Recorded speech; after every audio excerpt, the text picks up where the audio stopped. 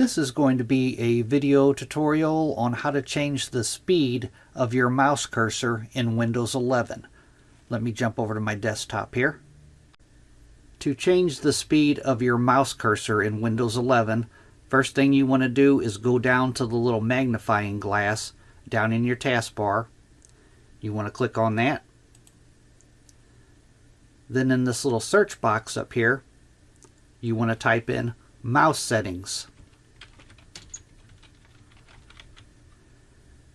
And then right down here, you can see mouse settings off to the right here. I'm going to click on that. And in this dialog box that opens up, right in here, mouse pointer speed. You move the slider to the right to speed up the mouse cursor. You move it to the left to slow it down.